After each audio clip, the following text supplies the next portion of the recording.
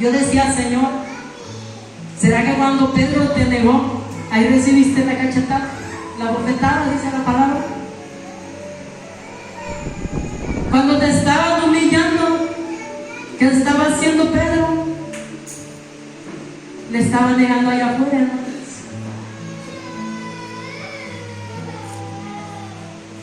Ahí donde yo estuve compartiendo la palabra, hermanos, el pastor se llama Eduardo Chávez, de allá de Guatemala. Se quebrantó tanto, hermanos, y le gritaba: Padre, ¿qué es lo que he hecho yo contigo? ¿Dónde estabas tú cuando yo te negué?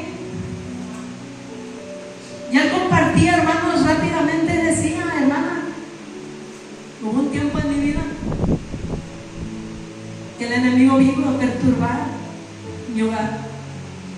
Mi madre, decía él, de repente se enfermó, se agravó. Fue declarada, hermanos, dice el pastor, que fue declarada con un cáncer terminal, sin marcha atrás. El pastor decía: hermana, yo lloré, le suplicaba tanto al Señor que no se llevara a mi madre,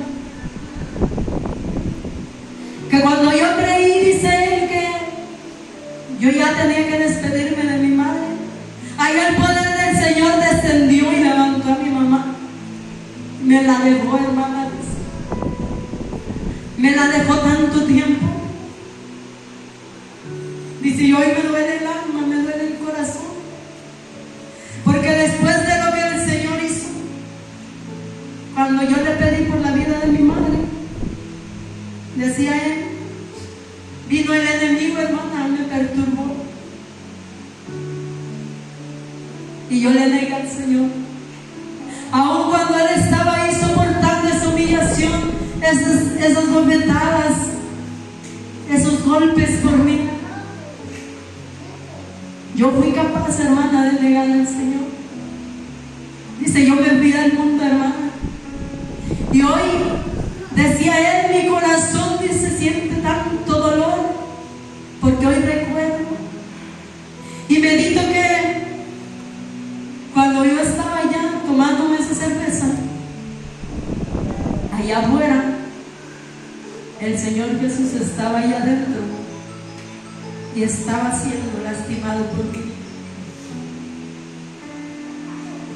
Todos los que estaban allá, hermanos, eran arribita de 500 personas.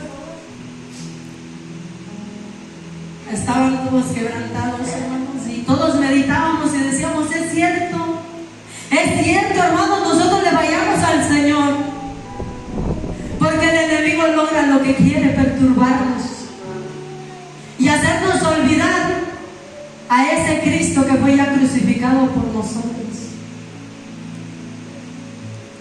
Y es triste, mis hermanos, ver aquí en la palabra del Señor que Pablo verdaderamente tenía razón, hermanos. El pueblo de Gálatas era un pueblo del Señor, que cuando le conocemos, hermanos, crece en nuestro corazón. El Señor pone en nuestro corazón un amor, hermanos, ese primer amor. ¿Cuántos recuerdan ese primer amor? Yo recuerdo que mi primer amor con el Señor, hermanos, nunca tuve suficiente del Señor. Yo ayunaba, lloraba, no me importa si tenía o no tenía alguna necesidad especial por cual pedir. En aquel primer amor, hermanos, en mi camino del Señor, cuando yo lo comencé, mi mayor necesidad era poderle agradecer al Señor y poder disfrutar lo que yo estaba sintiendo en aquel momento.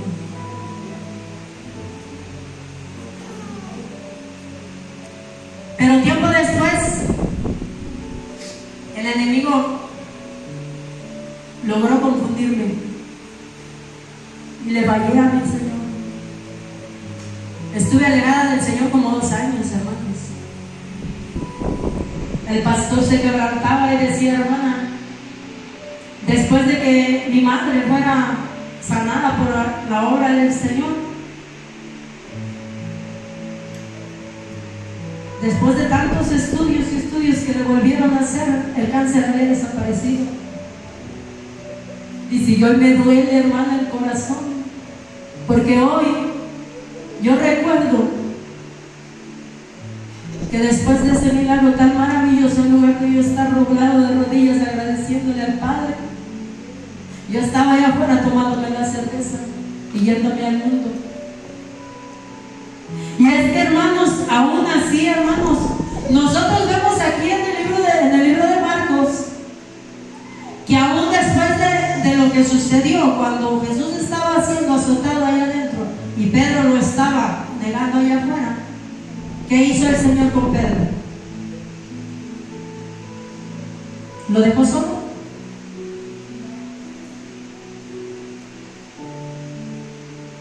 ¿Será que eso es lo que hace el Señor con nosotros? Después de tanto fallar, hermanos, nos deja solos, nos abandona. No, hermano. Si nosotros vemos, hermanos, amén, la historia de Pedro, podemos darnos cuenta, mis amados, que Pedro fue uno de los grandes discípulos del Señor. Cantaba el pastor un canto, ahorita que pasaba, que dice: bajo la sombra de Pedro, ¿qué hacían? Sanaban los enfermos. Se sanaban los enfermos. Aún después de que nosotros le vayamos al Señor, hermanos, el Señor no nos desprecia. El Señor no nos abandona. ¿Por qué? Porque ese es el amor de nuestro Padre. Ese es el amor de ese Cristo que nos fue presentado en aquel tiempo, aquella primera vez. Es ese Cristo que hoy está aquí, hermanos. Porque hoy la palabra del Señor, hermanos, viene a tocar nuestro corazón, viene a tocar nuestra vida. El Señor necesita que nosotros meditemos. Si lo estamos haciendo, hermanos, vamos a reforzarlo. Pero si no lo estamos haciendo, hermanos, a partir de hoy hay que meditar en nuestra vida. ¿Qué fue lo que me fascinó? ¿Qué fue lo que el enemigo puso en mi vida y allá del mundo que me está fascinando tanto, que me está llevando cautivo? Me está llevando cautivo y me está alejando del propósito de Dios. Porque cada uno de nosotros, mis amados, el Señor nos ha levantado con un propósito en general. Y es que no perdamos nuestra alma, que no suframos allá en la eternidad, hermanos. El Señor necesita que meditemos verdaderamente en nuestro camino. Hoy no estamos aquí, hermanos, para juzgar ni para señalar a nadie, hermanos, porque todos los que estamos aquí presentes le hemos fallado al Padre. Recuerdo que hace 2 semanas decía una hermana también: hermana, yo me alejé porque yo le fallé al Señor, pero la iglesia comenzó a señalarme. Pero la palabra del Señor, hermanos, dice que con la misma vara que medimos, con esa misma vara nosotros vamos a ser medidos. No es tiempo, hermanos, de ver al hermano que cayó y ir a darle el golpe final. El Señor necesita y nos aconseja por medio de la palabra, mis amados, que aprendamos verdaderamente a amarnos, hermanos, a apoyarnos como familia en Cristo Jesús. Y necesita que nosotros tengamos un punto muy en claro, hermanos, en nuestro corazón.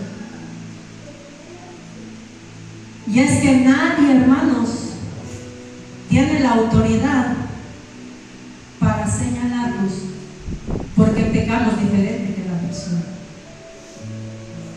Porque yo, hermanos, como ser humano, como hija de Dios, como sierva de Dios,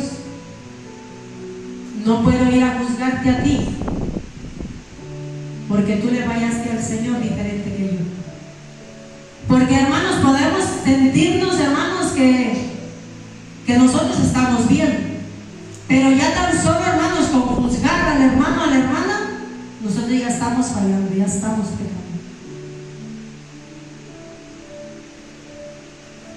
lo que el Señor necesita, hermanos, hoy de nosotros es que estemos alertas, hermanos. Porque hay un enemigo allá afuera que no descansa. Nosotros descansamos de orar al Señor, descansamos de buscarle de madrugada, descansamos de buscar de su presencia, pero el enemigo no descansa, hermanos. Él es astuto. Él está esperando ese momento especial, ese momento específico, ese momento más vulnerable de nuestra vida. ¿Para qué? Para llegar, tomarnos y llevarnos.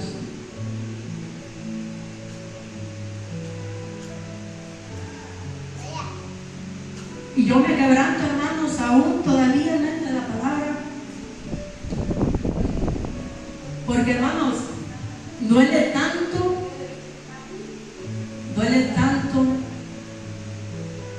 cuando alguien nos falla. Yo he tenido personas, hermanos, cerca de mí, inclusive familiares, hermanos, cercanos, que me han lastimado, hermanos, que siento que agarraron mi corazón y me lo destruyeron, lo aventaron al piso y lo pisotearon. He sentido un dolor, hermanos, que siento que me desgarra desde adentro y siento que no voy a poder levantarme. Pero cuando yo medito y digo, Señor, si a mí me dolió tanto aquello, hermanos, ¿cuánto más nos puede estar doliendo a nuestro Señor cuando nosotros le fallamos a Él?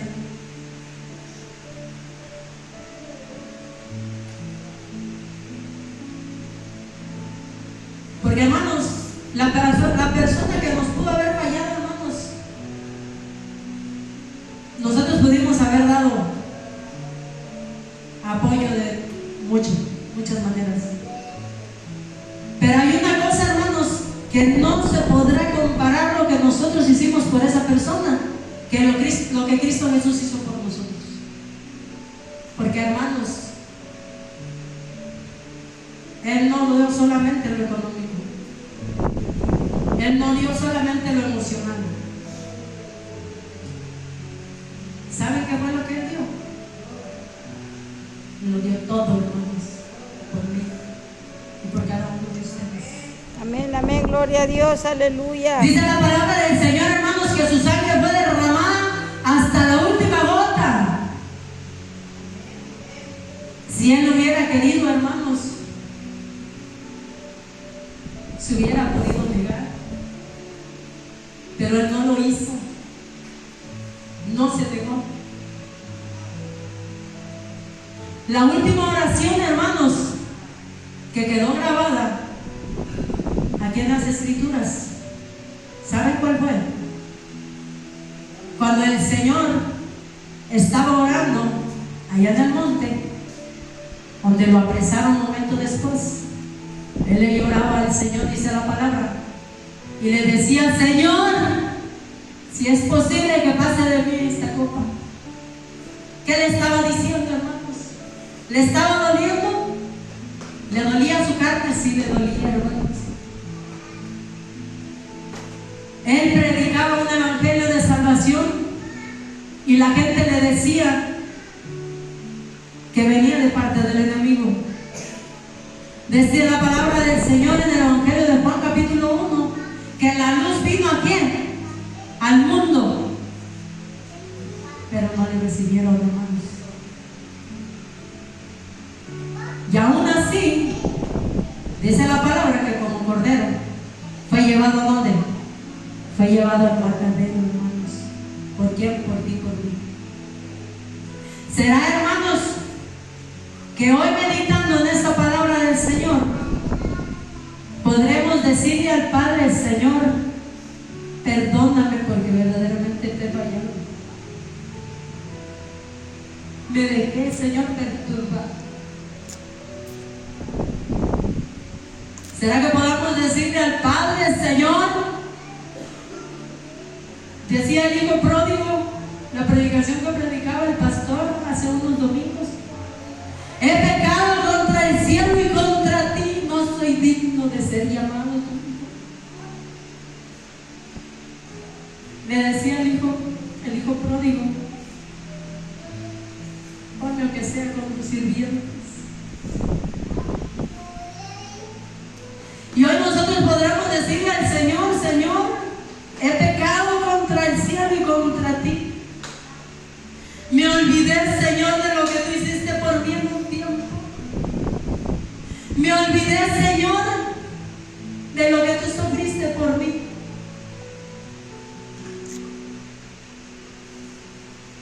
Pero ¿qué hizo el Padre, hermanos, de aquel hijo? ¿Saben qué hizo? Decía la palabra del Señor en la predicación del pastor que lo vistió de sus mejores ropas. ¿Y le dio qué? Le dio su anillo, hermanos. Mandó matar el mejor becerro. ¿Por qué lo hizo? Estaba contento porque su hijo regresó.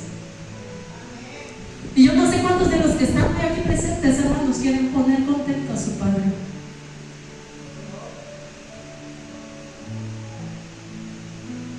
¿Cuántos en esta mañana, en esta tarde ya, quieren decirle a su Padre: Señor, he pecado, te fallé? ¿Pero acaso no dice la palabra del Señor? ¿Cuántas veces caerá el justo y se levantará? Yo no sé, hermano, y no me lo diga. Todos, hermanos, hemos fallado. Pero hoy la palabra del Señor ha venido de una manera especial, especial.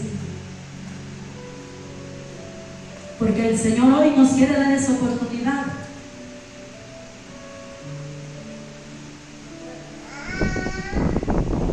Para que podamos nosotros hacer las cosas mejor de lo que lo hicimos el día de hoy, hermanos. Le fallaste, dice la palabra del Señor: ven. Ven. No está todo terminado, hermanos. El Señor me daba una palabra cuando estábamos en la adoración. Y quizás el enemigo crea que ya te venció, que ya me venció.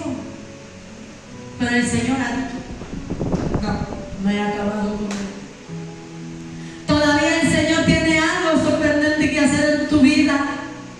El Señor todavía tiene algo que manifestar en tu vida y en mi vida. Solamente necesita que nosotros le creamos. ¿Cuántos quieren creerle al Señor en esta mañana? Amén, amén. ¿Habrá alguien que en este día le quiera decir al Señor: Señor, yo pequé, yo te fallé, lo reconozco? Y eso es lo que al Señor le gusta, hermano.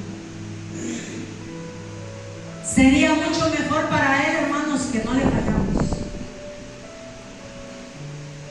que permanezcamos, hermanos, tal como el Señor nos tiene cuando nos toma y nos limpia.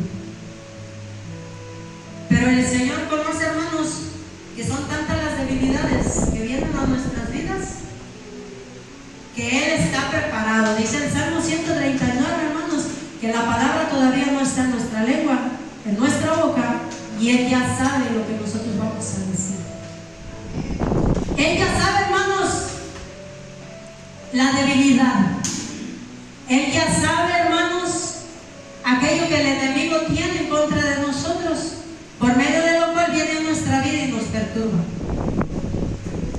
Pero hoy el consejo del Señor dice: si tú le crees, ¿qué es lo que a ti te fascina? ¿Qué es lo que te fascinó tanto de allá del mundo que te alejó de la presencia del Señor? Quiero que vayamos